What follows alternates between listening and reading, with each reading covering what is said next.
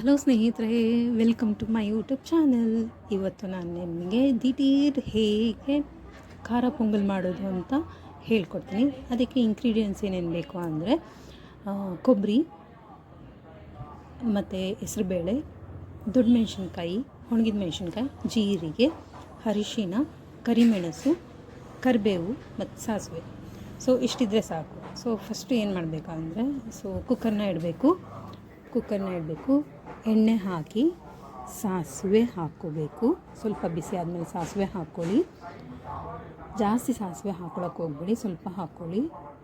ನಂತರ ಜೀರಿಗೆ ನೀವು ಜಾಸ್ತಿ ಹಾಕ್ಕೋಬೋದು. ಜೀರಿಗೆ ಜಾಸ್ತಿ ಹಾಕ್ಕೊಂಡ್ರೆ ಅದು ಫ್ಲೇವರು ಚೆನ್ನಾಗಿರುತ್ತೆ.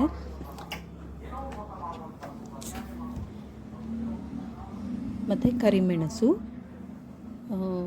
ಅದು ಹಾಕ್ಕೊಂಡ್ಮೇಲೆ ಸ್ವಲ್ಪ ಬಾಡಿಸ್ಕೊಳ್ಳಿ. ಅಂದರೆ ಜಾಸ್ತಿ ಬಾಡ್ಸೋಕ್ಕೆ ಹೋಗ್ಬೇಡಿ, ಟೇಸ್ಟ್ ಹೋಗ್ಬಿಡುತ್ತೆ. ಮತ್ತು ಒಣಗಿದ ಮೆಣಸಿನ್ಕಾಯಿ ಹಾಕ್ಕೊಳ್ಳಿ.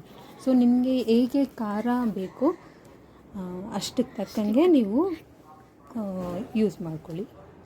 ಮತ್ತು ಹೆಸ್ರುಬೇಳೆ ಹಾಕ್ಕೊಳ್ಳಿ. ಹೆಸ್ರುಬೇಳೆ ಹಾಕ್ಕೊಂಡ್ಮೇಲೆ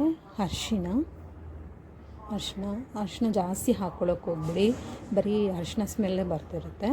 ಸ್ವಲ್ಪ ಹಾಕ್ಕೊಳ್ಳಿ. ಮತ್ತು ದೊಡ್ಡ ಮೆಣಸಿನ್ಕಾಯಿ. ಸೊ ದೊಡ್ಡ ಮೆಣಸಿನ್ಕಾಯಿ ನೀವು ಜಾಸ್ತಿ ಹಾಕ್ಕೊಂಡ್ರೂ ಚೆನ್ನಾಗಿರುತ್ತೆ, ಕ್ಯಾಪ್ಸಿಕಮ್ಮು. ಸೊ ಬೇಕಂದರೆ ಅದು ಫ್ಲೇವರು ನಮಗೆ ತಿನ್ನಬೇಕು ಅಂತ ಅನಿಸುತ್ತಲ್ವ, ಸೊ ಚೆನ್ನಾಗಿರುತ್ತೆ. ನಾನಿಲ್ಲಿ 2 ದೊಡ್ಡ ಮೆಣಸಿನ್ಕಾಯಿ ಹಾಕ್ಕೊಂಡಿದ್ದೀನಿ. ನಿಮಗೆ ಜಾಸ್ತಿ ಬೇಕಂದರೆ ಹಾಕ್ಕೊಳ್ಳಿ, ಕಡಿಮೆ ಬೇಕಂದ್ರೂ ಯೂಸ್ ಮಾಡ್ಕೊಬೋದು, ನಿಮಗೆ ಬಿಟ್ಟಿದ್ದು. ಮತ್ತು ಇಲ್ಲಿ ನಾನು ಅಕ್ಕಿ ಹಾಕ್ಕೊಳ್ತಾ ಇಲ್ಲ. ನಾನು ನೆನ್ನೆ ಮಾಡಿರೋ ಅನ್ನ ಇತ್ತು, ಅದು ಜಾಸ್ತಿ ಮಿಕ್ಕೋಗಿತ್ತು. ನಾನು ಅದನ್ನು ವೈಟ್ ರೈಸ್ನ ನಾನು ಈ ಥರ ಪೊಂಗಲ್ ಮಾಡ್ತಾಯಿದ್ದೀನಿ. ತುಂಬಾ ಚೆನ್ನಾಗಿರುತ್ತೆ. ಮತ್ತು ಇದು ಹೇಗೆ ಅಂದರೆ ಇದು ಬೇಗನೂ ಆಗೋಗುತ್ತೆ. ಸೊ ಜಾಸ್ತಿ ಬೇಯಿಸೋ ಅವಶ್ಯಕತೆಯೂ ಇರಲ್ಲ ನಿಮಗೆ. ಅನ್ನ ನಾನು ಹಾಕ್ಕೊಂಡಿದ್ದೀನಿ, ಅದು ಸರಿ ಒಂದು ಗ್ಲಾಸಷ್ಟು, 1.5 ಗ್ಲಾಸಷ್ಟು ಅನ್ನ ಇತ್ತು.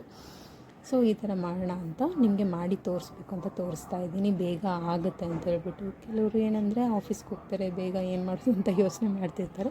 ಅಂಥವ್ರಿಗೆ ಇದು ಬೇಗನೆ ಆಗುತ್ತೆ. ಮತ್ತು 1.5 ಚೊಂಬಷ್ಟು ನೀರು ಹಾಕ್ಕೊಳ್ಳಿ.